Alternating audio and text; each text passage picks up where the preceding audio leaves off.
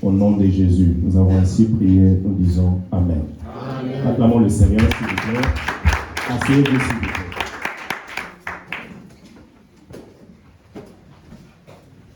Bonjour tout le monde. Nous rendons grâce au Seigneur.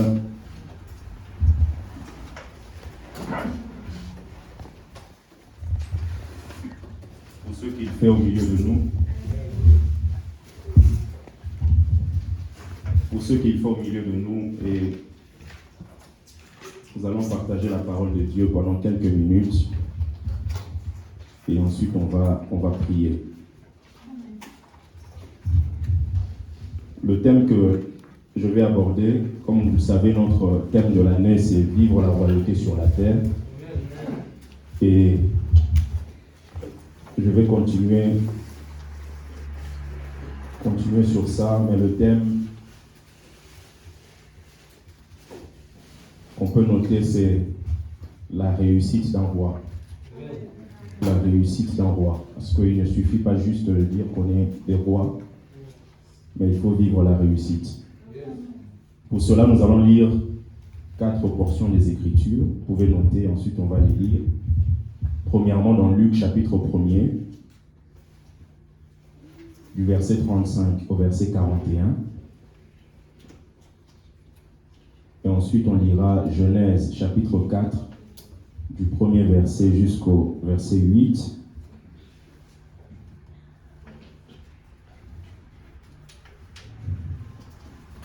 Et on prendra Luc chapitre 19, du verset 1er au verset 9. Et on finira avec Marc chapitre 10, du verset 17 au verset 24.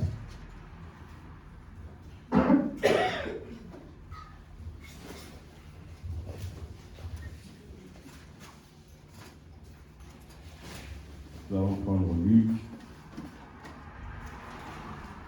Luc chapitre 1er, du verset 35 au verset 41. On a lu ça le samedi matin. L'ange lui répondit, le Saint-Esprit viendra sur toi, et la puissance du Très-Haut te couvrira de son ombre. C'est pourquoi le Saint-Enfant qui naîtra de toi sera appelé Fils de Dieu. Voici Élisabeth, ta parente, a conçu elle aussi un fils en sa vieillesse. Et celle qui était appelée stérile est dans son 6e mois. Car rien n'est impossible à Dieu. Marie dit, je suis la servante du Seigneur, qu'il me soit fait selon ta parole. Et l'ange la quitta. Dans ce même temps, Marie se leva et s'en alla en hâte vers les montagnes dans une ville de Juda.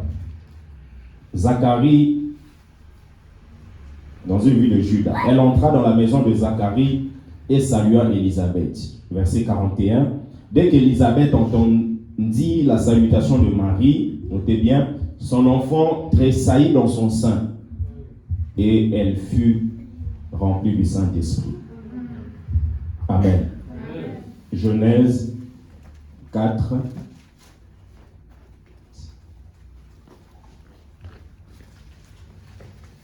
Genèse 4, du verset 1er au verset 8.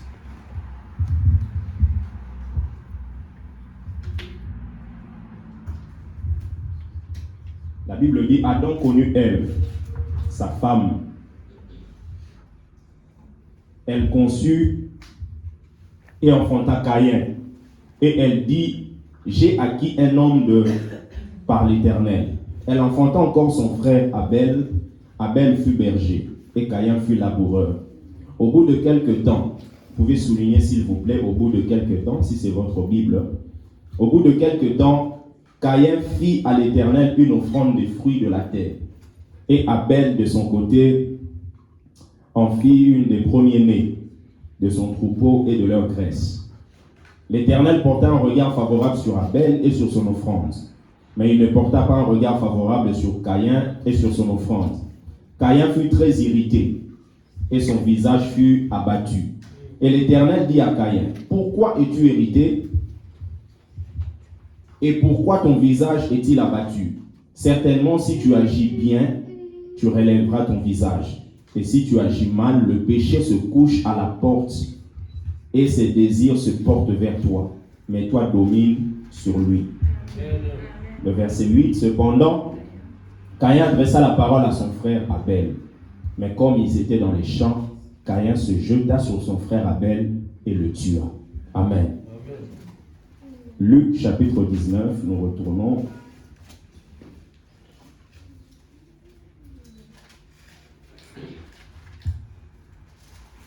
Luc 19, du 1er au 9e verset.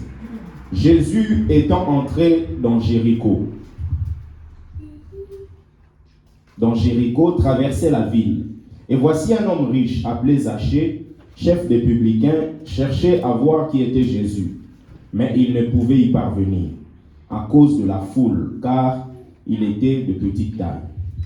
Il courut en avant et monta sur un sycomore pour le voir, parce qu'il devait passer par là. Lorsque Jésus fut arrivé à cet endroit, il leva les yeux et lui dit, Zachée, à toi de descendre, car il faut que je demeure aujourd'hui dans ta maison. Zachée se hâta de descendre et le reçut avec joie. Voyant cela, tous murmuraient et disaient, il est allé loger chez un homme pécheur.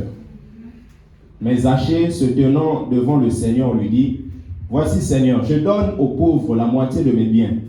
Et si j'ai fait tort de quelque chose à quelqu'un, je lui rends le quadruple.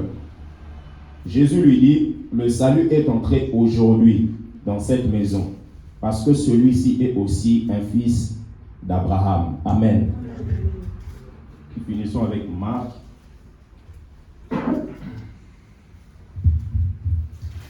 Marc, chapitre 10.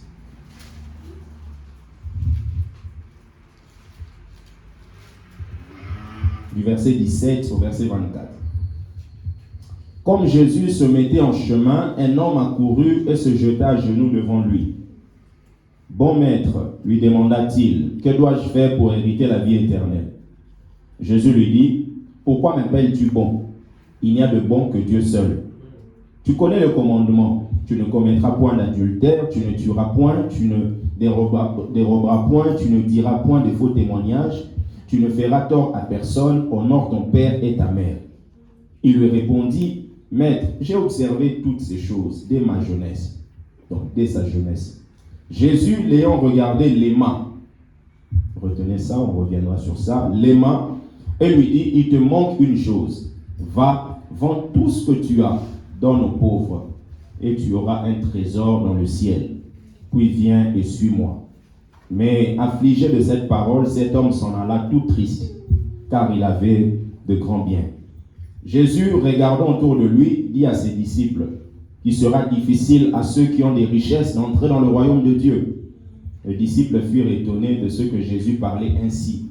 Et reprenant, il leur dit, mes enfants, qu'il est difficile à ceux qui se confient dans les richesses d'entrer dans le royaume de Dieu. Amen. Voilà, nous allons partager sur ce thème la réussite d'un roi. Et vous connaissez ce texte qu'on a lu dans Romains chapitre 5 plusieurs fois ici, le verset 17, là où nous voyons clairement la notion du roi apparaître. J'aime lire dans la version parole vivante. En effet, si par la faute d'un seul homme, la mort a pu accéder au pouvoir et exercer un règne incontesté sur une humanité réduite à l'esclavage, il est d'autant plus certain que ceux qui reçoivent les trésors immenses de la grâce et le don de l'acquittement participeront au règne de la vie par Jésus-Christ dès ici-bas. La puissance de la vie nouvelle dominera leur existence et jusque dans l'éternité. La Bible dit, ils vivront en roi. Ils vivront en roi dès ici-bas. Et je crois qu'on commence à comprendre petit à petit la notion du roi, de la royauté. C'est que Dieu veut que nous puissions régner dès ici-bas. Régner pas sur ton frère, pas régner sur la sœur qui est à gauche, le frère qui est à droite, mais régner surtout dans le monde spirituel. C'est-à-dire qu'en tant qu'enfant de Dieu, tu ne sois pas quelqu'un qui subit des choses. Nous avions vu que nous devons être la tête et non la queue. On a vu que la queue ne fait que subir. La queue ne fait que suivre. Mais quand vous êtes la tête, vous donnez la direction. Donc c'est ainsi que quand vous êtes celui qui incarne la royauté, en étant la tête, vous pouvez donner une direction à votre famille. En disant à partir de maintenant, ça là, on ne vivra plus ça dans cette maison. On ne vivra plus ça. Et vous savez, votre joie bien-aimée au culte ou ailleurs doit découler de votre rencontre avec Christ. Non non parce que vous avez de l'argent, non de vos factures, de vos papiers, de votre salaire, mais ça doit découler de votre rencontre avec Christ. On a vu ça le dimanche. On a vu que Marie était une femme ordinaire. Marie vivait sa vie comme chacun de nous ici. Quelqu'un peut dire, moi je vis ma vie. Je vais au boulot, je finis, je rentre à la maison. Je ne veux pas de problème avec les gens. Moi, ce qui m'importe, c'est la sécurité de ma famille. Marie vivait sa vie. Mais en vivant sa vie, elle ne s'attendait pas à pouvoir vivre quelque chose d'extraordinaire. C'est-à-dire que vous pouvez être ordinaire, mais bien aimé, en cette année, Dieu peut faire quelque chose pour que quelque chose soit boosté dans votre vie. Amen. Marie était là et finalement l'ange vient, la visitation arrive, on lui dit mais je te salue Marie, à qui la grâce a été faite et tout ça, tu deviendras enceinte, tu enfanteras un enfant. Mais c'est quoi le problème? Je suis tranquille chez moi à la maison. Qu'est-ce qui se passe? Parce qu'il y a quelque chose de grand qui devait passer par Marie. Je prie qu'en cette année, quelque chose de grand sorte de toi, au nom de Jésus. Il dit, tu enfanteras un fils, tu l'appelleras ceci. Et finalement, lorsque Marie entend tout cela, la Bible déclare qu'on lui dit, d'ailleurs, ta parente, qu'on appelle Élisabeth, est en son 6e mois. J'ai dit le samedi, ce que vous vivez maintenant, il y a des gens qui l'ont déjà vécu à 6 mois. Dans la vie, ne vivez pas comme si vous commencez toute chose. Dieu est en train de dire à Marie, Marie, c'est vrai que tu peux avoir des doutes. Ce n'est pas le cas pour toi. Mais je veux simplement te rassurer, te montrer que ce que je te dis là, il y a déjà quelqu'un qui l'a vécu. Bien aimé, tu n'as pas besoin de pouvoir avoir des séminaires et des séminaires. En regardant juste la vie de ceux qui sont venus avant toi, tu peux savoir comment marcher. C'est ainsi qu'un homme simple, c'est un homme qui apprend au travers de ses erreurs. Mais un homme sage apprend au travers des erreurs des autres. Tu regardes un papa, comment il a commencé son mariage, comment il a évolué, et comment il a divorcé, et comment il est devenu alcoolique. En regardant, tu dis non. Moi, je ne finirai pas comme ça. Moi, non, je ne finirai pas comme ça. Un homme sage n'attend pas de commettre des choses pour pouvoir arranger. Un homme sage regarde les erreurs des autres. Tu regardes David. C'est la raison pour laquelle Dieu ne cache rien dans la Bible. La Bible ne nous révèle pas juste les victoires des gens. La Bible nous révèle même les défaites des gens. Pour que nous puissions regarder et dire, ok, moi, je n'ai pas besoin de pouvoir être sur la lignée de ceux qui ont trompé leurs femmes. En regardant juste les conséquences liées à cet acte, moi, je ne le ferai pas. Et finalement, Marie quitte là où elle était. Elle va voir Élisabeth. En voyant Élisabeth, la Bible déclare que l'enfant qui était dans Élisabeth a tressailli de joie. L'enfant a tressailli de joie, non pas parce que l'enfant a eu un chèque, non pas parce que l'enfant est parti, je sais faire quel parc à Paris ou à Los Angeles. L'enfant a tressailli de joie, juste en rencontrant quelqu'un qui est encore dans le ventre. Et Marie, en quittant chez elle, en allant chez Élisabeth, et en démontrant aux hommes qu'elle est enceinte, c'était un risque. Un risque d'être rejeté. Tu es fiancé depuis quand tu es enceinte. Et en même temps, ton mari est en train de vouloir, ton fiancé est en train de vouloir te quitter. Et toi tu dis, l'ange t'a parlé, mais quel ange? Vous voyez, quand on vous dit les binzambi, quand on vous dit les églises là ne partez pas, encore c'est l'ange. Qui a déjà vécu ça? Bien aimé, si rien n'est nouveau sur la terre, je le crois, que le Saint-Esprit est capable de pouvoir t'emmener dans une dimension que personne dans ta cité l'a vécue.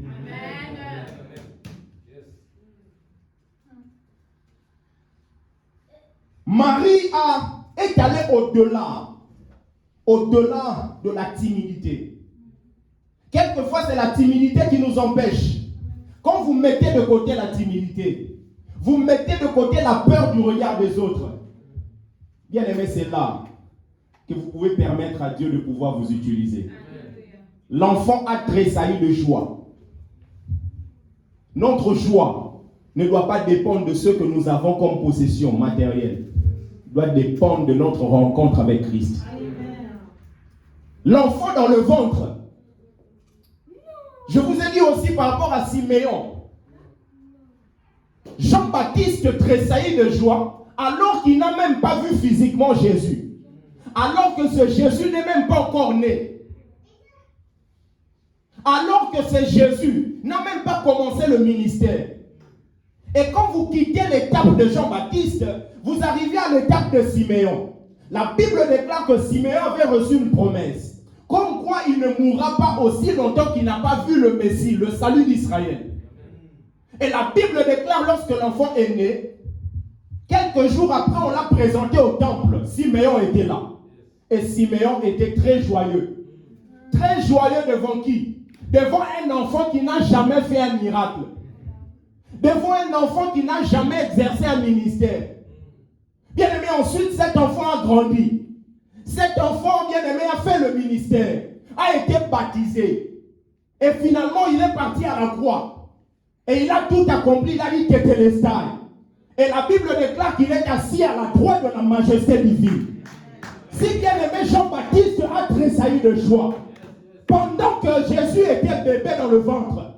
Si Siméon, bien aimé, est en train de toucher Jésus, et il est en train de tressaillir de joie, à combien plus forte raison, toi et moi, qui sommes bien aimés maintenant, nous l'avons déjà vu naître, on l'a vu grandir, on l'a vu exercer le ministère, on l'a vu être baptisé, on l'a vu aller à la croix, on l'a vu faire des miracles, on l'a vu marcher sur les eaux, on l'a vu séparer des choses, on l'a vu faire descendre le pain. À combien plus forte raison? À combien plus forte raison? À combien plus forte raison? Vous n'avez pas beaucoup pour être joyeux. Le fait d'avoir rencontré Christ suffit. Savoir que Marie est enceinte était une bonne nouvelle. Vous savez que l'évangile est une bonne nouvelle. Et l'évangile, comme tel, a été dévoilé la première fois, vous pouvez noter dans le livre de Genèse. Et en théologie, on appelle ça la protévangile. Protévangile. La première fois que l'évangile a été annoncé. Vous savez que l'homme avait péché, et finalement, quand il a péché, l'homme, Dieu, ne s'est pas arrêté juste au péché de l'homme. Dieu a donné une bonne nouvelle. Genèse 3, le verset 15. La Bible dit, je mettrai une inimitié entre toi et la femme, entre ta postérité et sa postérité. Celle-ci t'écrasera la tête et tu lui blesseras le talon. Tu le briseras le talon. Briser le talon, c'est l'image de la mort de Jésus. Et ce que j'aime, c'est que même la mort de Christ, de Jésus, indique la défaite de Satan. Indique la défaite de Satan. Et ensuite, Dieu a parlé au serpent en disant, tu mangeras de la poussière tous les jours de ta vie. Mais quand vous regardez le serpent ne mange pas la poussière. Vous avez déjà eu le temps de regarder le serpent? Il ne mange pas la poussière. Est-ce que Dieu a menti? Non. Parce que Dieu ne parlait pas de la poussière d'une manière littérale. Dieu parlait de la poussière, il voyait l'homme. Parce que l'homme a été formé à partir de la poussière. Donc la nourriture que Dieu donne, que Dieu permet à Satan de pouvoir avoir, c'est l'homme. C'est la raison pour laquelle ceux qui sont dans les sciences occultes, ceux qui sont dans la sorcellerie, ils mangent des enfants, ils mangent des hommes, des femmes. Parce que la nourriture qui a été permise à Satan, c'est la poussière. La Bible dit l'homme est poussière, retournera. Donc c'est cette poussière-là qui est la nourriture de Satan. Et Dieu a limité l'espace d'action de Satan. Il doit agir sur la terre. C'est la raison pour laquelle ceux qui sont initiés ont besoin. Des fois, ils utilisent des langages comme œuf. Tu vas aller, par exemple, pour avoir beaucoup d'argent, pour avoir du succès, le pouvoir, on te dit, tu dois donner 3 œufs. 3 œufs, ce sont des personnes. Ce sont des âmes. Ce sont des hommes, des femmes. Et plusieurs ont sacrifié des hommes comme ça. Ont sacrifié des femmes. Ont sacrifié des enfants. Juste pour avoir du succès. Juste pour avoir du succès. Donc les descendants d'Adam servent de nourriture à Satan. Servent de nourriture. Le monde occulte, on mange des humains. Bien aimé, la bonne nouvelle, c'est qu'en Christ, si le sorcier mange des êtres humains, toi tu as mangé plus que le corps humain. Toi tu as mangé le sang de Jésus et le corps de Jésus. Tu as mangé le corps de Christ et tu as bu son sang. Et ce que j'aime avec le sang de Jésus, le sang peut être rouge, mais c'est le sang qui blanchit. Sang rouge, mais ça blanchit. Ça nettoie. Et vous verrez que plusieurs personnes ont été initiées dans des loges sataniques, font des pratiques au Sénégal, font des pratiques en Israël. Vous allez voir, certaines personnes ne peuvent pas rester 1 mois sans aller au cimetière. Bien aimé, quelqu'un qui est déjà décédé là, il est déjà parti. Vous pouvez pas être, certains se cachent, oh non, mon enfant est décédé là-bas, chaque mois je dois y aller. En fait, c'est pour que vous puissiez avoir compassion de la personne, mais derrière, il y a des pratiques mystiques. Un homme bien établi, marchant avec Dieu, ne peut pas passer son temps chaque mois à aller au cimetière. Un jour, je parlais avec un tonton de la famille qui me dit, moi, chaque fois quand je vais au cimetière, je parle avec mon papa. Oh, j'ai dit, mais oh.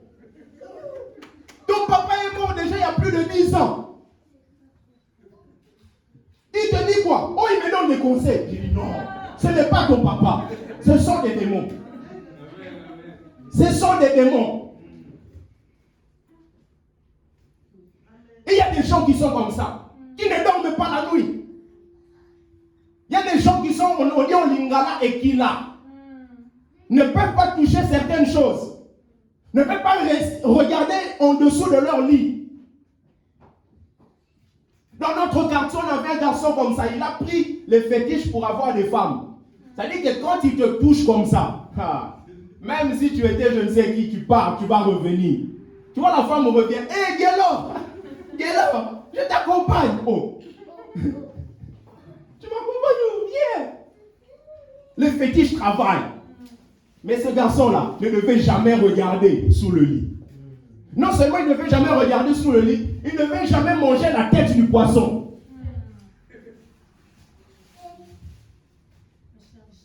Vous voyez comment est-ce que lorsque Satan donne, ça fait suivre des chagrins.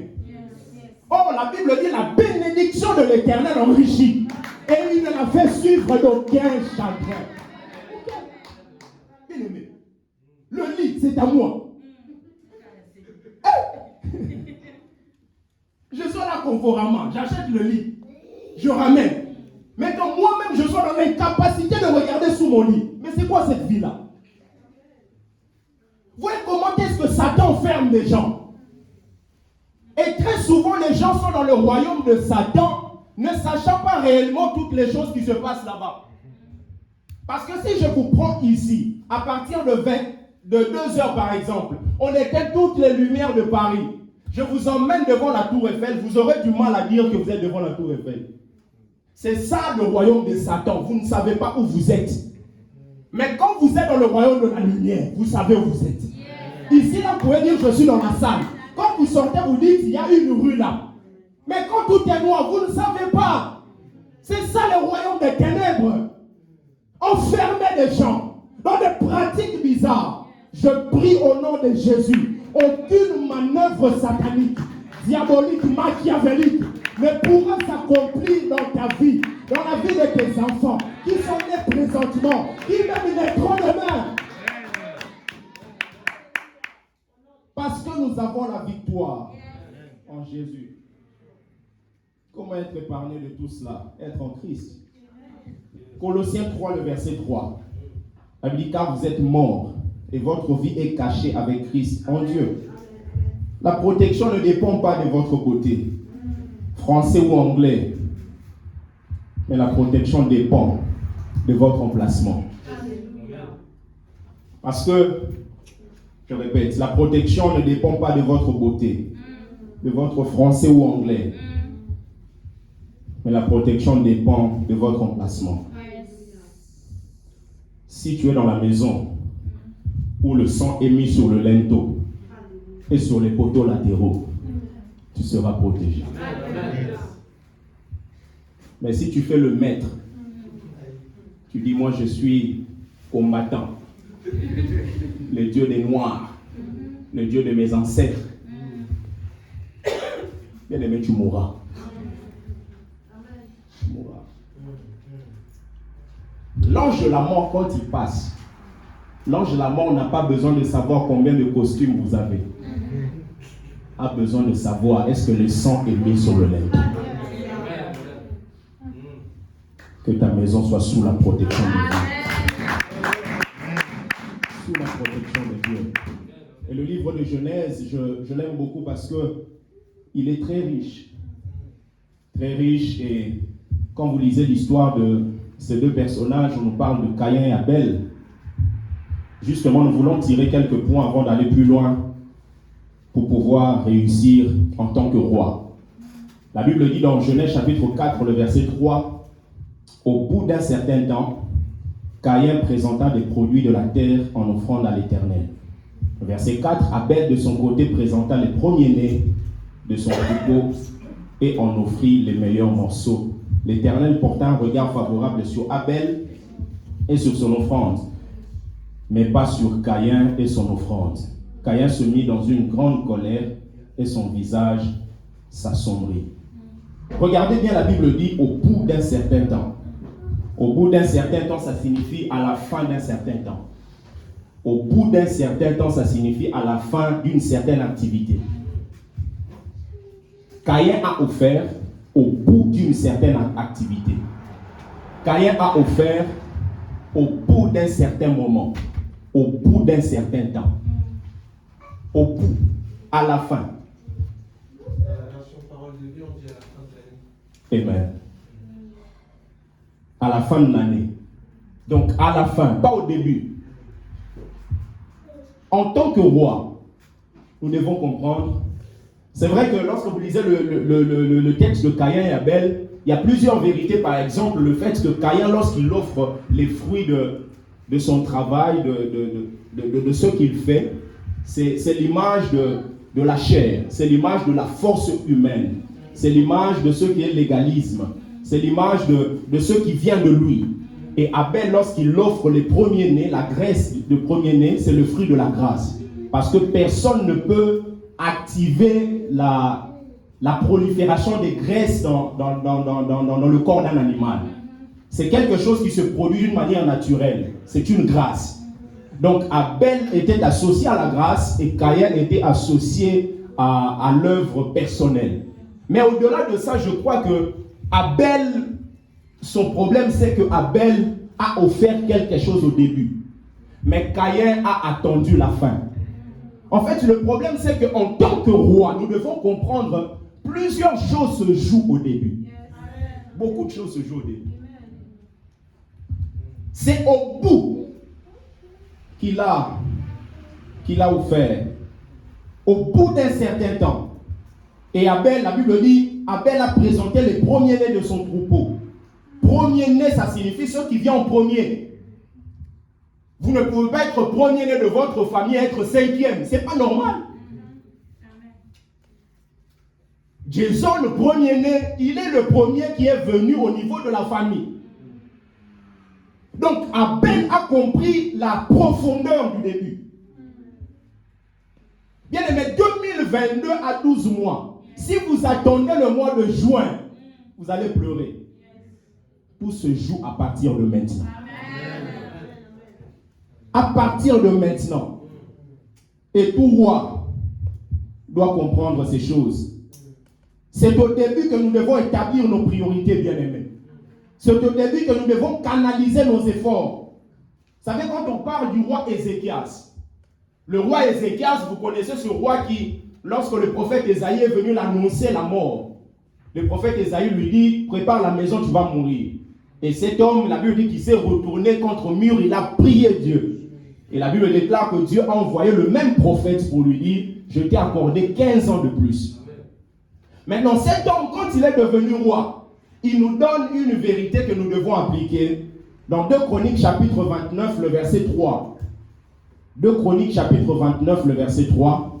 La Bible dit, la première année de son règne, au premier mois, il ouvrit les portes de la maison de l'Éternel et il les répara. Il n'a pas attendu la 3e année. Il n'a pas attendu la 4e année. La Bible dit la première année de son règne. Il n'a pas attendu le 3e mois. Le premier mois, il a rétabli les portes de la maison et il les a réparées. Bien aimé, c'est au début. Le meilleur moment, bien aimé, pour prendre une décision positive, c'est au début. Au début d'une situation. Au début d'un événement.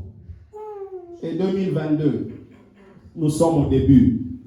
C'est maintenant que nous devons, bien aimé, mettre en place certaines choses. Vous allez voir même Dieu, quand il a institué la dîme, l'objectif a toujours été que Dieu vienne en premier. 1/10. Ceux qui viennent en premier. Vous voyez, la dîme est plus ancienne que la loi. La loi a été donnée par Moïse. Mais la grâce et la vérité sont venues par Jésus. La Bible nous parle de Melchisédek qui a donné le pain et le vin à Abraham. Et en donnant le pain et le vin à Abraham, la Bible déclare qu'Abraham lui donna la dîme de tout. En fait, Melchisédek, j'ai eu à parler ici une fois. Melchi en hébreu signifie, c'est le sens de roi, Sédek dans le sens de la justice. Il n'était pas juste roi de justice, il était aussi roi de paix. Parce qu'il était roi de Salem. Salem qui donne Jérusalem, Shalom, qui veut dire paix. Il était non seulement roi, mais il était aussi sacrificateur. C'est justement ce que Jésus incarne. Et comme Jésus l'a incarné, en étant l'envoyé de Dieu, il veut aussi nous puissions l'incarner. Il a fait de nous un royaume de sacrificateurs. Et ici, nous voyons que nous devons vivre en roi. Non seulement vivre en roi, mais exercer aussi comme étant des prophètes.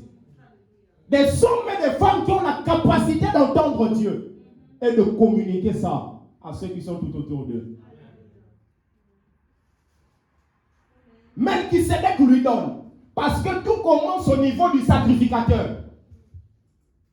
Et lorsque Abraham lui donne la dîme de tout, Abraham le reconnaît comme étant le souverain sacrificateur. Or, quand vous étudiez le livre d'Hébreux, la Bible nous montre que Jésus est le souverain sacrificateur selon l'ordre de Melchisédek. C'est-à-dire que tout celui qui applique ce que notre Père dans la foi a appliqué, reconnaît Jésus comme étant souverain sacrificateur. Parce que Abraham n'est pas juste Père dans la foi. Il est aussi un modèle pour nous de foi. Un modèle. Donc Dieu a institué ça juste parce qu'il voulait qu'il vienne en premier. C'est la raison pour laquelle quelqu'un peut donner 1/10, mais ne donner pas la dîme.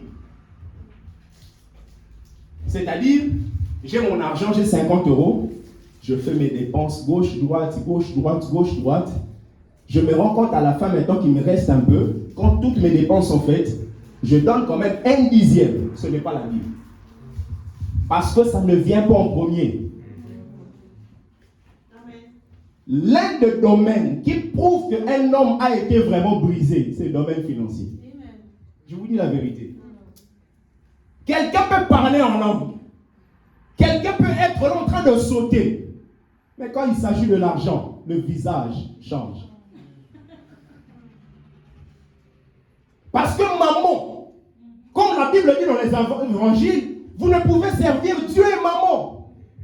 C'est tout un esprit derrière qui emmène des gens à être captifs de l'argent. L'argent en soi n'est pas mauvais parce qu'on en a besoin. C'est l'amour de l'argent.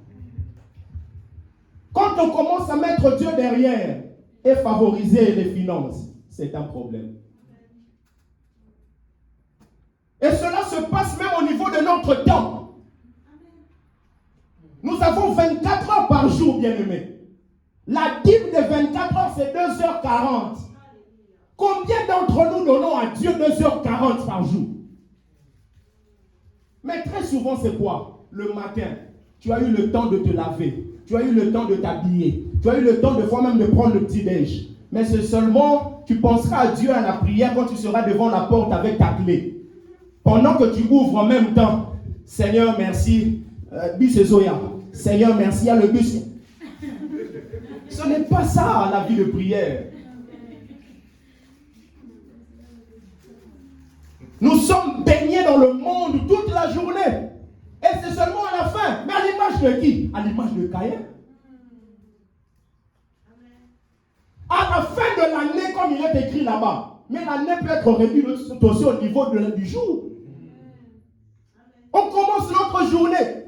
Des fois même, tu consultes tes messages. Tu peux lire des SMS, des WhatsApp, des fois de 15 pages. Mais prière. Seigneur, merci. Accompagne-moi. Bien-aimé. Là où Dieu est, il dit, mais si ces gens pouvaient comprendre. Quand vous prenez le temps avec Dieu, votre journée, bien-aimé, ne sera plus jamais comme la journée ordinaire. Plusieurs croient, comme je dis, nous devons comprendre l'importance de faire des choses au début. Le début, c'est l'image du matin. Et vous allez voir tous les hommes qui ont marché avec Dieu et qui se sont distingués. Comprenez, bien aimé, l'importance du début.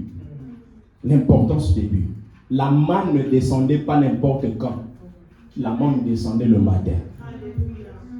Et quand la manne descend le matin, il fallait que le peuple de Dieu aille récupérer la manne. C'est-à-dire, ceux qui dorment jusqu'à 15 heures là, passeront à côté de la nourriture divine. Pourquoi? Parce qu'à 15 heures, la manne va se fondre. C'est ainsi que plusieurs, ne comprenant pas la richesse du matin, ils se retrouvent avec des choses qui sont déjà fondues. Oh mais papa, comment mon mariage n'est pas solide? Mais tu te réveilles quand? Quand ça fond là, ce n'est pas solide. Quand la manne fond là, c'est même plus agréable. Le peuple d'Israël devait se lever le matin. Plus le temps passe, plus la manne va se fondre. Et quand le peuple a vu la manne, le peuple a crié, qu'est-ce que c'est? Mais pour voir la manne, il faut sortir le matin. Donc le peuple est sorti le matin pour nous faire comprendre que ceux qui comprennent la profondeur du matin, ce sont des gens que Dieu étonne. Et qu'est-ce que c'est? En hébreu, c'est manou. Qu'est-ce que c'est? C'est la nourriture du ciel. C'est d'ailleurs, c'est là que le mot man a été dérivé. Manou. Qu'est-ce que c'est? Qu'est-ce que c'est? Ceux qui se lèvent tôt, bien aimés, Dieu les étonne. Dieu les étonne. Dieu les étonne. Ils sont éblouis par ce qu'ils entendent. Et ils sont aussi éblouis par ce qu'ils voient dans la présence de Dieu.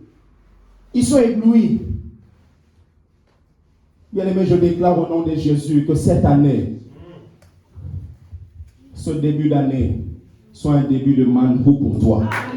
Un début d'année de qu'est-ce que c'est? Qu'est-ce que c'est? Qu'est-ce que c'est? Qu'est-ce que c'est? Mais je n'attendais pas, mais qu'est-ce que c'est? Je n'ai pas vu venir, mais qu'est-ce que c'est? Le médecin avait dit que c'est bloqué, mais qu'est-ce que c'est? On a dit que c'est difficile en cette période de corona, qu'est-ce que c'est? Que Dieu étonne cette église au nom de Jésus. Que Dieu nous étonne. Vous verrez que le peuple, lorsqu'il a traversé le Jourdain, signe du baptême, le peuple est entré dans la terre promise. Et une fois que le peuple est entré dans la terre promise, la Bible nous montre que la manne a cessé. Dieu a libéré la manne. Le peuple a mangé la manne. Mais quand le peuple entre dans une nouvelle terre, la manne cesse. Cela signifie quoi? Cela veut dire que plus vous changez d'environnement, plus votre nourriture doit changer. Plus vous grandissez, vous évoluez, plus votre nourriture doit changer. C'est-à-dire que plus vous grandissez avec Dieu, on ne doit pas continuer à vous dire non, mais tu sais, Emmanuel, embrasser cette fille-là, c'est mauvais.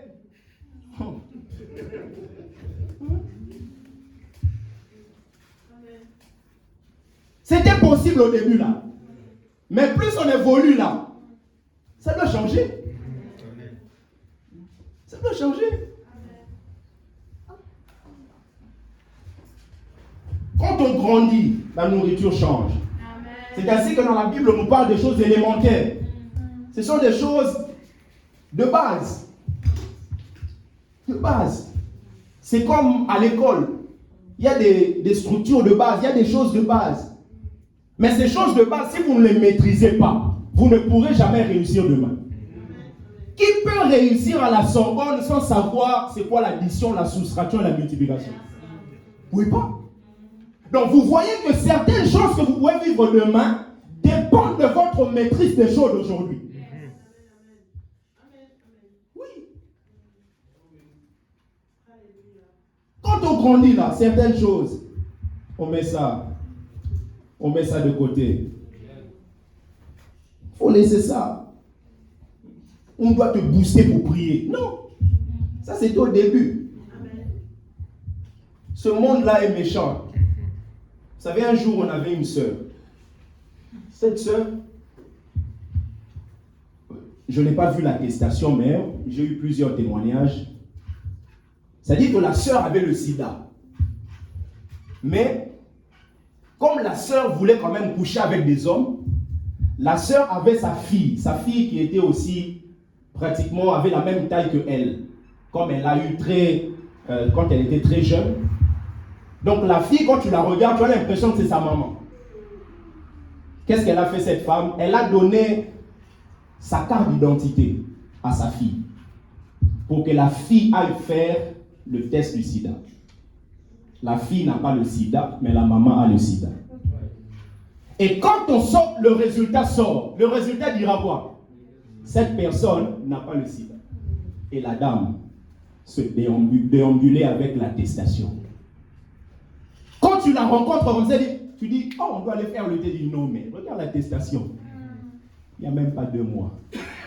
Directement, tu es rassuré. Plusieurs sont tombés comme ça. Plusieurs. Les gens sont méchants. Certaines personnes, quand elles sont quelque chose, elle a envie que tous les autres aient aussi ça. C'est ainsi que nous devons être purs. Le sacrificateur par rapport à sa tenue, merci Seigneur. Le sacrificateur devait mettre un caleçon qui devait couvrir d'ici jusqu'au niveau des reins. Et le caleçon là montrait que tout sacrificateur, comme nous le sommes dans le royaume, nous devons faire très attention avec tout ce qui est lié à la sexualité. Parce que c'est l'un des moyens d'ailleurs que les démons utilisent pour pouvoir envoûter les gens. Quand vous grandissez, la nourriture doit changer. On doit plus vous dire toujours la même chose, bien aimé. Non. Pas toujours la même chose. Pas toujours la même chose. Même quand vous servez Dieu. Tu sers Dieu, mais tu pars en vacances pendant 3 semaines, le pasteur ne sait même pas. Ma femme est là. Un jour, on n'était même pas encore mariés. Un pasteur m'appelle, pasteur Guy. Elle a choisi le roi. M'appelle. Pasteur, elle m'explique comment il y a eu la rébellion à l'église et tout ça. Il dit, pasteur, je t'ai vu prêcher quelque part. En tout cas, Dieu m'a convaincu. Si tu peux vraiment nous donner, lui disait, un coup de main, même pendant 3-4 mois, vraiment pour élever l'église et tout ça. Parce qu'il était tellement abattu, même pour prêcher, il était fatigué. Je lui ai dit, non, il n'y a pas de problème, je vais prier. Et finalement, j'ai eu la conviction de l'esprit. Je suis allé, je lui ai dit, je commencerai à venir, mais un dimanche ou 2 dimanches par mois. Et finalement, avec le temps, j'étais beaucoup plus là-bas. Et ça m'arrivait, c'est-à-dire que moi, j'étais en position de force, si on dit d'une manière très classique. Parce que c'est lui qui m'a appelé. C'est lui qui a besoin de moi. D'une manière très franche, moi, je n'avais pas besoin de lui. C'est lui qui m'a sollicité. Mais pour poser moi mes vacances, j'avais besoin de parler avec lui. Je l'appelais comme ça parce qu'un jour, ma femme a vu des offres très intéressantes. Et finalement, je l'appelle pour voir avec lui parce que nous voulons bloquer cette date-là. Il me dit, moi avec maman et les enfants, on a déjà bloqué ça, on va aller, je ne sais pas, en Allemagne, quelque chose comme ça. Je lui ai dit, il n'y a pas de problème. Nous, on pourra mettre ça même après. Bien aimé, qu'est-ce qui m'empêchait vraiment là de me dire, ok, c'est ton problème, c'est l'église, tu es pasteur là-bas, moi, je prends ma femme, on y va. Est-ce qu'il a une prison pour me mettre? Il va ni m'arrêter, il va ni m'enlever l'onction, il va ni, parce que je ne dépendais pas de lui. Il n'est pas mon autorité spirituelle. Mais comme j'étais avec lui, bien aimé, il y a des choses, on n'a pas besoin qu'on fasse des discours. Non, on n'a pas besoin. Moi, avant même qu'on puisse se marier avec madame, avec ma femme, c'est-à-dire que mon pasteur, là où je travaillais à l'église, il pouvait m'appeler Emmanuel. À 21h34 ou 35, on a la prière à partir de 22h en ligne. Et quand il m'appelle comme ça, il me dit, Rodin, là je suis en difficulté pour diriger la prière à 22h. J'aimerais que tu puisses diriger ça. Là où moi je suis, jusqu'à chez moi, il y a à peu près 35-40 minutes. Donc, pour arriver chez moi, j'arrive autour de 22h10. Je me dis non. Jusqu'à 22h10 là, certaines personnes peuvent se déconnecter en ligne. Ils vont entrer, ils vont voir, il n'y a personne, ils se déconnectent. Vous savez ce que je faisais? Je descends de là où je suis. Je vais chercher un endroit calme. Je dirige la prière jusqu'à 23h. Et ensuite, je reprends le métro, je rentre chez moi. Qu'est-ce qui m'empêchait de pouvoir lui dire, pasteur, je suis occupé? Et quelquefois, nous disons, je suis occupé, et nous passons à côté des bénédictions. Nous passons à côté des bénédictions. En 2022, bien-aimés, sois déterminé. Amen. Le matin détient beaucoup de mystères. Malheureusement, plusieurs ne comprennent pas ça. Quand vous lisez la vie d'Abraham, je vous donne quelques versets pour que vous ayez une base biblique, s'il vous plaît. Vous pouvez noter Genèse chapitre 19. Genèse 19, le verset 27. La Bible dit, Abraham se leva de bon matin. Genèse chapitre 21, le verset 14. Abraham se leva de bon matin encore. Genèse 22, le verset 3. Abraham se leva de bon matin encore. Quand on parle de Jacob, Genèse 28, le verset 18. La Bible dit que Jacob se leva de bon matin. Quand on parle de Moïse, Exode chapitre 9, le verset 13. La Bible dit, l'Éternel dit à Moïse, lève-toi de bon matin. Exode chapitre 34, le verset 4. Moïse tailla 2 tables de pierre comme les premières. Il se leva de bon matin. Quand on parle de Josué, vous pouvez noter Josué chapitre 3, le verset 1er. La Bible dit, Josué s'étant levé de bon matin. Quand on parle toujours de Josué, Josué 6, le verset 12. La Bible dit, Josué se leva de bon matin encore. Josué chapitre 8, le verset 10. La Bible dit, Josué se leva de bon matin. Vous avez comme ça des exemples. Vous avez David, vous avez les apôtres. Vous avez plusieurs, et même Jésus lui-même. Il dit, pendant qu'il faisait encore sombre, vers le matin, Pendant qu'il faisait encore très sombre, il se leva. Dans Marc chapitre 1er, le verset 35. Donc, le matin, bien-aimé, détient des profondeurs. Et que chacun de nous doit comprendre. Chacun de nous doit comprendre. Ne laissez pas aux esprits, aux choses de faire des choses et vous ne voyez que la prière du soir. Non. On a mis la prière à 22h, pourquoi? À 21h, pourquoi? Pour que nous ayons tous la possibilité d'y entrer. Parce que chacun de nous n'a pas les mêmes horaires. Si on dit la prière à 5h, il y en a de ceux-là qui commencent à 4h30. Il y en a d'autres qui commencent à 5h30 le travail. D'autres commencent à 7h. Vous voyez qu'on n'aura pas tout le monde. À 21h, ça nous permet d'être tous ensemble. Mais d'une manière personnelle. Bien aimé, planifie. Avant d'aller au travail, prends même 15 minutes, mais 15 minutes de qualité où tu cherches la face de Dieu. Et la Bible dit, Caïn fut très irrité. Très irrité. Pourquoi? Parce que Dieu a favorisé son frère. Vous savez, quand on a du mal à agir dès le début, on commence à cultiver des choses dans le cœur.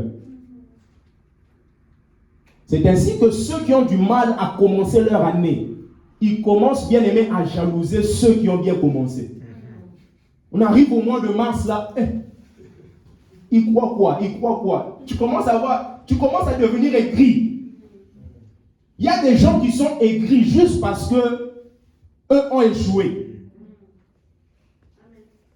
Ce n'est pas parce que l'autre a réussi que toi tu as échoué. Dans une école, on peut avoir 15 personnes qui ont 20, n'est-ce pas?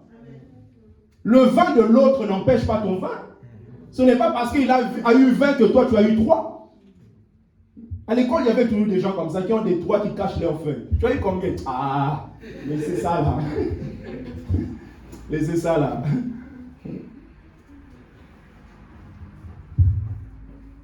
La haine est née dans le cœur. Parfois, nous commettons des meurtres bien-aimés. Pourquoi? Parce que nous sommes en train de nous opposer à la décision de Dieu. Dieu a choisi Abel et Caïn a commencé à haïr son frère. Or, haïr, dans 1 Jean chapitre 3, le verset 15, la Bible nous montre que quiconque est son frère est un meurtrier. 1 Jean chapitre 3, le verset 15. Quand on hait notre frère, on est de ceux-là qui tuent. Vous postulez comme ça, l'autre est pris. Et tu commences à être irrité. Tu commences à voir les défauts des autres. Et tu conclus qu'il n'est pas mieux placé. Tu vois quelqu'un prêcher, tu commences à penser comment tu prêcheras mieux que lui. Même à l'église, je peux mettre quelqu'un ici prêcher. Là où toi tu es, Nzadi. Oh, ne dis pas ça comme ça.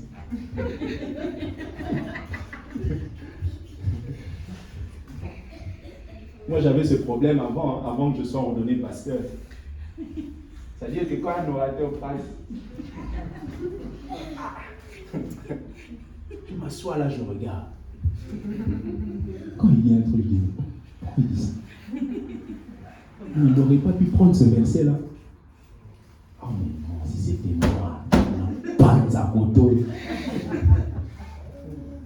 Si Dieu l'a placé là, c'est parce que Dieu a toutes les raisons de le mettre là. Le péché de...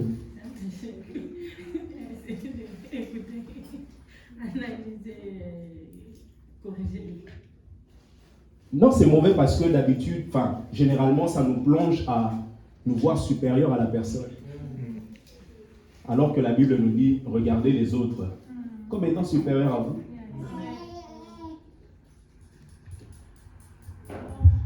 Caïn a été irrité. Caïn a été irrité. Tu vois une sœur se marier, au lieu de te réjouir, tu finis par conclure. Elle vraiment. Que Dieu fasse grâce, que son mariage tienne. Oh, mais ça tiendra, non? Je vous ai raconté le samedi, On était parti dans une fête, on est assis, et il y avait une sœur à côté.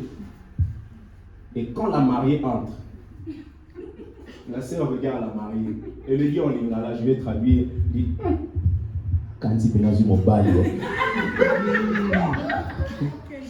Elle pense vraiment qu'elle a eu un mari, quoi. Elle pense vraiment qu'elle a eu un mari. Mais la sœur, là, jusqu'à présent, célibataire. C'est celle que je vous avais dit qu'elle veut un homme et déjà un pavillon, et déjà une belle voiture, et déjà... Elle attendra longtemps.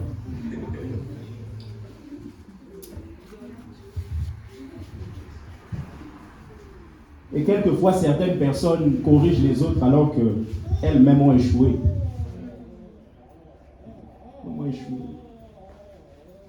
Parce que j'ai même appris qu'elle avait déjà eu un mariage, ça n'a pas marché. Mais si ça n'a pas marché, cela veut dire que tu as des choses à apprendre, n'est-ce pas? Il faut être humble. Caïn fut irrité. Tu es en colère parce que l'autre est favorisé. Et Dieu montre à Caïn la voie de secours. Lui dit, si tu fais bien, ne seras-tu pas agréé? Si tu fais bien, le péché est couché à la porte et son désir sera tourné vers toi et toi tu domineras sur lui. Dieu ne parle même pas de l'offrande, mais parle de Caïn lui-même. Il dit, tu seras agréé si tu agis de la bonne manière avec l'offrande. Si tu agis de la bonne manière avec l'offrande. Bien-aimé, tu pourras vivre la royauté cette année si tu agis de la bonne manière. Amen. De la bonne manière. Vous savez, une déclaration, c'est un peu comme quelque chose de générique. C'est comme ce que je vous ai dit, Jésus, dans Jean chapitre 7, à partir du verset 37, a lui dit, se mit debout et s'écria, si quelqu'un a soif, qu'il vienne à moi et qu'il boive. Il s'adresse à beaucoup de gens, mais tout le monde ne boit pas. Dans une année, ce que Dieu veut que chacun de nous puisse expérimenter cette dimension de royauté. Cette dimension de royauté. Cette dimension de royauté. Cette dimension de royauté. Adam, Caïn a été irrité et finalement la Bible déclare qu'il a tué son frère. La Bible dit, Caïn dit à son frère Abel, allons au champ. Et lorsqu'ils furent dans les champs, Caïn se jeta sur son frère Abel et le tua. Bien-aimé, je prie qu'en cette année, personne ne t'emmène dans des lieux qui vont causer ta mort. Parce qu'il y a des lieux qui provoquent la mort. Il y a des lieux qui provoquent la mort spirituelle, la mort physique. Il y a une dame à Kinshasa on lui disait toujours d'aller évangéliser à 2, à 3, mais elle pensait qu'elle était très spirituelle. Elle est partie un jour évangéliser seule. Et vous savez, à Kinshasa, vous évangélisez, vous toquez chez les gens. Tu arrives vraiment sur un studio, tu toques. Il y a un monsieur, un jeune garçon, un jeune qui sort. Je vais t'évangéliser, peut te proposer une chaise. Et ce jour-là, on lui a proposé une chaise à la maison. Mais au lieu d'évangéliser le frère l'a évangélisé. Elle est tombée enceinte. Et en tombant enceinte, on a vu qu'elle avait le sida. Parce qu'il y a des lieux qui ramènent la mort. Et surtout, ça ramène la mort lorsque vous ne discernez pas. Et lorsque vous n'écoutez pas ce que le Seigneur vous dit. Ce que le Seigneur vous dit. Des lieux, ça peut aussi être d'une manière virtuelle. Comme j'ai eu à dire une fois ici, pour les femmes, même pour les hommes, de faire attention même à ceux qu'on envoie. Des vidéos. Vous rencontrez quelqu'un aujourd'hui qui vous dit demain, envoie-moi une vidéo pour prouver que tu m'aimes. Bien aimé, du mensonge. Va voir ta vidéo, va commencer à te faire beaucoup de chantage. Si tu ne me donnes pas 200 €, je publie. Si tu ne me donnes pas, tu vas devenir esclave de quelqu'un. Beaucoup de garçons, beaucoup de filles sont dans des situations pareilles. Comment quelqu'un est normal? Tu prends tes téléphones. Mais non! Mais non! Bien aimé, tu n'as rien à prouver. S'il t'aime, il t'aime. Si elle t'aime, elle t'aime. Pour aller terminer, entrer en profondeur de mon message, vous pouvez noter que signifient les noms de ces deux frères en hébreu. Les noms de ces deux frères, Caïn et Abel. Premièrement, vous pouvez noter Caïn signifie possession en hébreu. Et Abel signifie souffle ou esprit. Caïn signifie possession. Abel signifie souffle ou esprit. Caïn signifie possession. Abel signifie souffle ou esprit. Donc vous comprenez que être possessif nous enferme dans l'égoïsme et peut nous pousser à tuer l'autre. Caïn est possessif. Et quand on est possessif, on brise des destinées. Abel avait un avenir, mais Caïn l'a brisé. Quand on est possessif, on devient insensible. Il verse le sang de son frère. Insensible. Il ne réalise pas que c'est le même sang que lui. Parce que quand on est possessif, on devient même jaloux. Il est irrité parce que Dieu a favorisé son frère. Être possessif nous pousse souvent à éliminer l'autre. Il a emmené son frère dans le champ, dans le but de l'éliminer. En tant que roi, Dieu nous donnera des choses, mais ne soyons pas possessifs. Ne soyons pas possessifs. Parce que être possessif nous empêche de suivre Christ. Vous avez l'exemple de ce jeune homme qui est venu voir Jésus. Il était tout heureux. Mais quand il est arrivé, Jésus lui dit, ok, tu vas être parfait. Parce que tout celui qui suit Jésus doit être parfait. Ça signifie quoi? Ça ne signifie pas être sans péché et tout ça, non. Ça signifie venir dans la totalité. Parce que la perfection, c'est la totalité. Le chiffre 7, c'est le chiffre de la totalité, de la plénitude et de la perfection. Il dit, si tu veux être parfait, alors, va prendre ce que tu as, vends ça dans nos pauvres. Lui qui était venu tout heureux, il est retourné tout triste. Parce que c'est possible que quelqu'un vienne à l'église tout heureux et sortir tout triste. Oui. Oh non, mais les gens doivent être contents à l'église, mais non. Si la personne n'est pas contente par rapport à ce que Christ dit, elle ne sera pas heureuse. Et finalement, cet homme, la Bible déclare qu'il est parti tout triste. Il est parti tout triste. Mais regardez un peu. Est-ce que nous devons tout vendre pour suivre Jésus? Frère Manuel, tu as tout vendu. Hein? Est-ce qu'on va tout vendre? Non. Est-ce que tout vendre là, c'est possible? Non. C'est difficile. Regardez même après, il dit non, mais pour un riche, c'est un peu comme, il dit quoi, c'est quoi comme un animal là? Un chameau qui entre dans l'aiguille. Mais est-ce que, vous-même là, est-ce qu'un chameau peut entrer dans une aiguille? Non. Maintenant, quelle est l'erreur de ce jeune homme? L'erreur de ce jeune homme, c'est de partir tout triste. Il devait rester là, faire 3 choses. Prier, demander et croire. C'est justement la voie que Dieu vous emmènera dans cette année. Il vous dit quelque chose, vous voyez ça impossible. Et quand vous voyez impossible, dites à Dieu, de moi-même je ne peux pas. Comme lui dit, ce qui est impossible aux hommes est possible à moi. Alors moi je ne peux pas. Toi fais ce que toi tu es capable de faire. Il devait rester là et dire, mais c'est vrai, tu dis ça, mais moi je ne sais pas. Très souvent on a du mal, même dans la présence de Dieu, de dire à Dieu, je ne sais pas. Nous voulons être tellement orgueilleux, de montrer même à Dieu que nous maîtrisons. Comment je peux montrer à celui qui maîtrise toutes choses que je maîtrise? C'est la raison pour laquelle le jour où on a posé la question au prophète, est-ce que ces ossements pourront-ils revivre? À la fin, il a dit, tu sais toi-même. Toi-même, tu sais.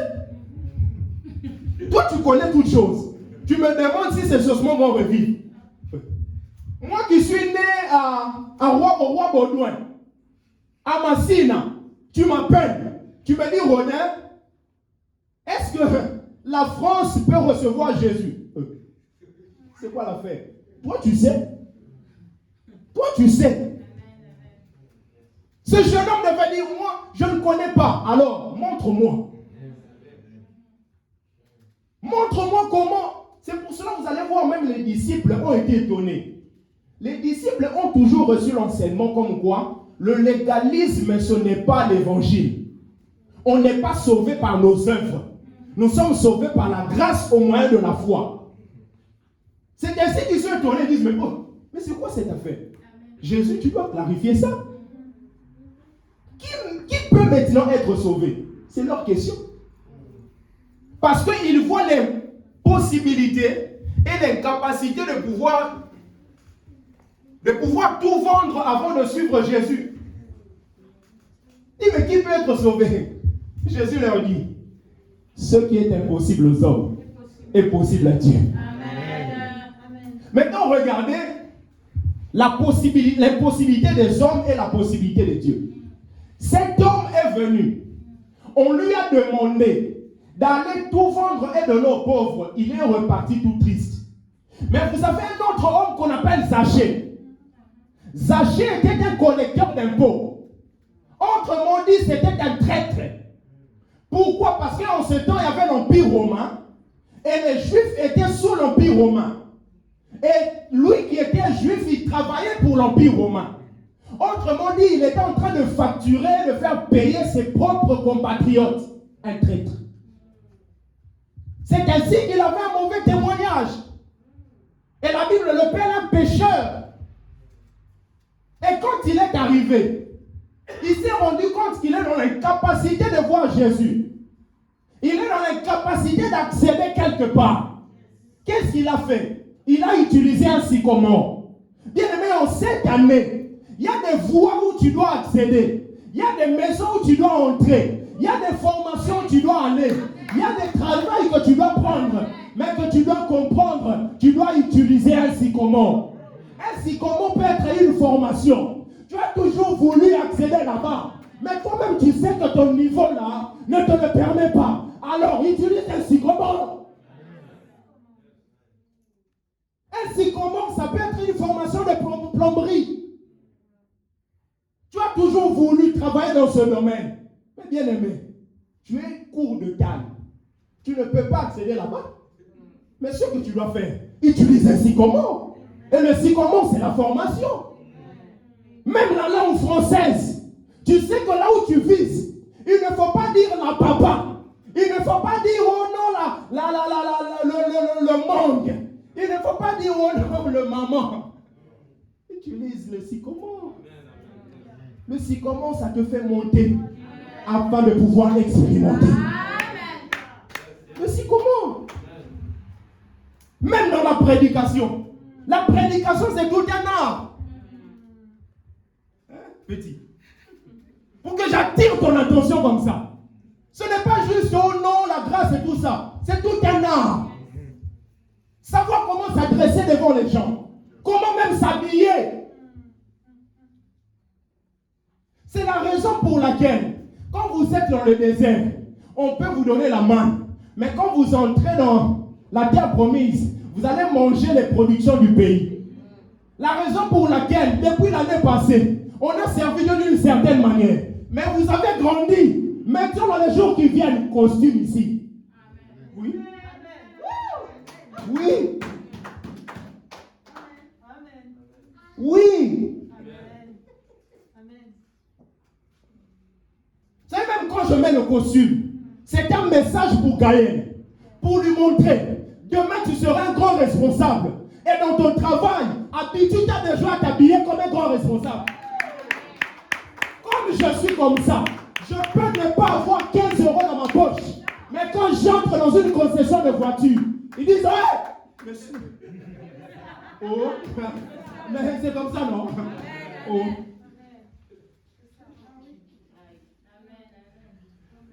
L'habit ne fait pas le moine. Mais le jour de ton mariage, tu n'iras pas en culotte. Est-ce que quelqu'un peut acclamer le Seigneur?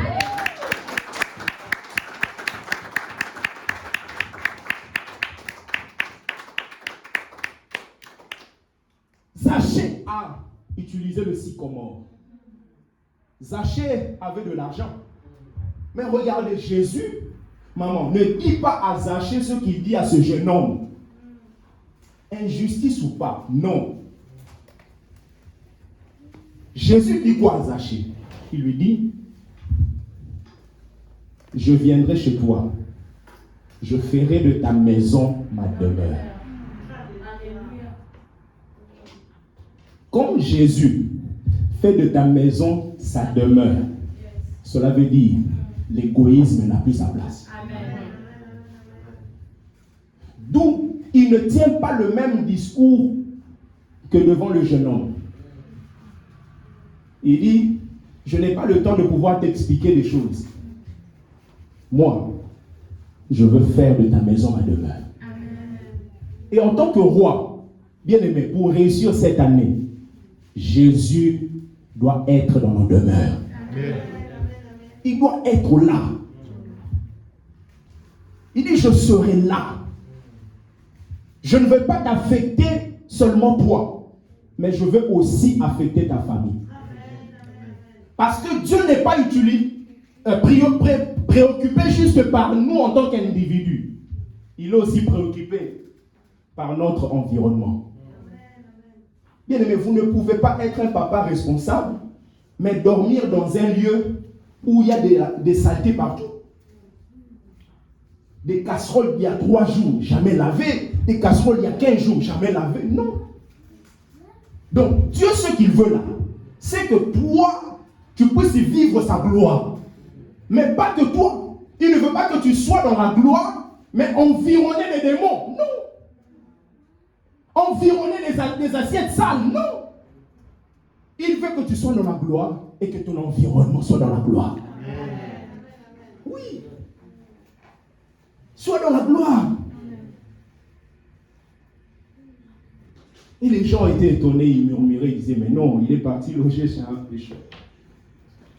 Jésus attire Zachée. À l'église, nous devons attirer tout le monde. Amen. Nous devons attirer tout le monde. Pour terminer,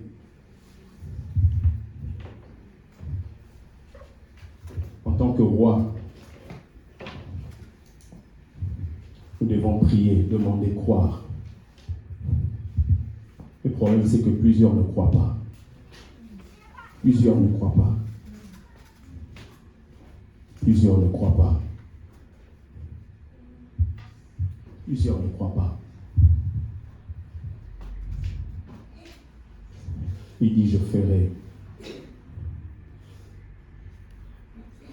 ma demeure aujourd'hui dans ta maison. Parce que là où demeure le Seigneur, l'amour de l'argent disparaît. Le vol disparaît. Le mensonge s'en va. L'escroquerie prend fin. Seule la présence du Seigneur bien-aimé donne la victoire face au péché.